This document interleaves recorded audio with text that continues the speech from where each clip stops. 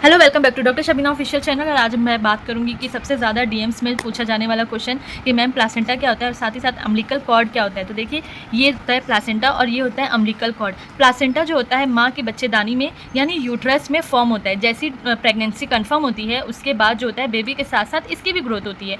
और ये इसका मेन फंक्शन क्या होता है कि इसका एक हिस्सा तो बच्चेदानी से उसकी दीवार से अटैच होता है और दूसरे हिस्से पे ये एक रस्सी होती है या एक पाइप समझ लो होता है, जिसको क्या कहते हैं, अम्बिलिकल कॉर्ड होते हैं। ये अम्बिलिकल कॉर्ड डायरेक्ट कनेक्ट होती है बेबी के अम्बिलिकस से, ठीक है, वहाँ पे जाके ये कनेक्ट होती है। अब ये क्या करता है कि मदर से न्यूट्रिशन लेता है, साथ ही साथ ऑक्सीजन लेता है और यहाँ से उसको कन्वर्ट करके बेबी के अंदर सप्लाई कर देता है। और धीरे धीरे बेबी की जो डेवलपमेंट होती है वो कंप्लीट होने लगती है और ये फंक्शन जो रहता है पूरा कंटिन्यू 9 मंथ तक ये चलते रहता है, ठीक है। तो यानी ये तो बहुत इंपॉर्टेंट चीज़ हो गई। अब इससे रिलेटेड अगर इसमें कोई प्रॉब्लम होती है, कोई भी इशू होता है, तो फिर वो प्रेगनेंसी में फीमेल को फेस करना पड़ सकता है।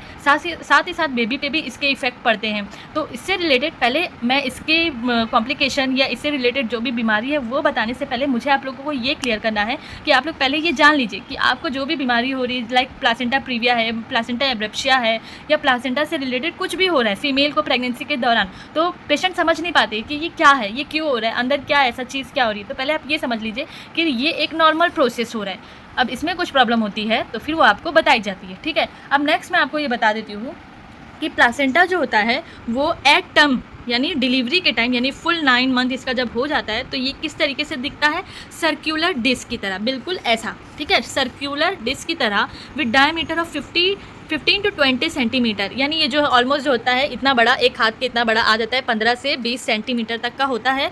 And thickness is about 3 centimetre, 3 centimetre जो होता है वो मोटा होता है। अब मैं आपको ये भी चीज़ क्लियर कर देती हूँ कि जैसे ही डिलीवरी होती है, डिलीवरी का टाइम आता है, बेबी डिलीवर हो गया, साथ ही साथ डॉक्टर जो होती है, जो गायनेकोलॉजिस्ट होती है आपकी फीमेल डॉक्टर, वो क्या करती है कि वो इस कॉर्ड को पकड़ के इसको भी बाहर लेके आ जाती है। यानी ये पूरा पार्ट फिर बाहर आ जाता है और ये वेस्ट हो जाता है, इसको वेस्ट कर देते हैं, इसका अब कोई फंक्शन नहीं होता है। और यहाँ से बेबी का जो रहता है इसको कॉर्ड को कट कर दिया जाता है, धीरे धीरे वो डिसॉल्व हो जाता है, ठीक है। लेकिन आपको इस बात को ध्यान रखना है कि ये जो होता है लोग सोचते हैं कि ये फर्स्ट प्रेगनेंसी में रहता है। मतलब मुझे ऐसे क्वेश्चन भी लोगों ने किया या लड़कियों ने किया है कि सेकंड प्रेगनेंसी में भी क्या ये होता है। हाँ, सेकंड जैसे ही बेबी का डेवलपमेंट हुआ साथ ही साथ इसकी डेवलपमेंट भी होती है। तो क्योंकि इसका ये फंक्शन ही होता है कि ये बेबी को न्यूट्रिशन दे, ऑक्सीजन दे, ताकि बेबी की ग्रोथ हो।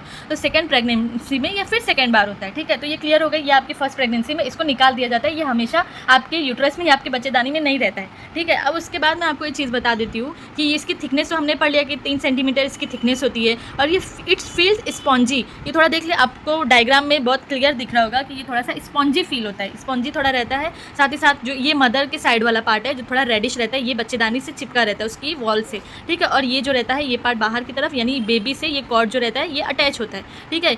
इसका वेट जो होता है डिलीवरी के टाइम 500 ग्राम होता है ज़्यादातर। इसके अलावा जो इसकी 2 सरफेस होती है, ये दोनों सरफेस मैं आपको बता दी हूँ। और भी इसके फंक्शंस होते हैं, इसका क्या क्या फंक्शन होता है, बहुत सारा होता है। मैं आपको हर चीज़ डिटेल में नहीं बता सकती हूँ, लेकिन आप कुछ सिर्फ साइड हेडिंग देख लीजिए। जैसे कि उसका फंक्शन होता है रेस्पिरेटरी यानी ऑक्सीजन सप्लाई करने का, एक्सीरेटरी यानी कुछ भी वेस्ट जो चीज़ें होती है। एक्सीरेटरी फंक्शन में देखिए वेस्ट प्रोडक्ट जो होता है फीटस का, जैसे यूरिन है, यूरिक एसिड है, क्रिएटिनिन है, ये सारी चीज़ों को ये क्या करता है, प्लासेंटा का ही काम होता है कि वो बेबी से बाहर तो जाना चाहिए ना, तो वो बेबी से वो बाहर की तरफ करता है। न्यूट्रिशन फंक्शन है, लाइक ग्लूकोज वगैरह है, वो सारी चीज़ें उसको देता है, सप्लाई करता है मदर से। कैल्शियम है, वाटर सोल्यूबल विटामिन्स है, इलेक्ट्रोलाइट है, हार्मोन्स है, लिपिड है, ये सब किसका काम है, इसका प्लासेंटा का। ये देखिए प्लासेंटा का ये सारा काम है। इसके अलावा एंजाइम फंक्शन होता है, बैरियर फंक्शन है, यानी कुछ तो ऐसा वायरस है, बैक्टीरिया है जो मदर से बेबी में कन्वर्ट हो जाएगा, बेबी के पास चला जाएगा। तो इसका ये भी काम होता है कि ये ऐसे वेस्ट चीज़ों को या ऐसी बेकार चीज़ों को अंदर मतलब इसको बेबी तक आने ना दे।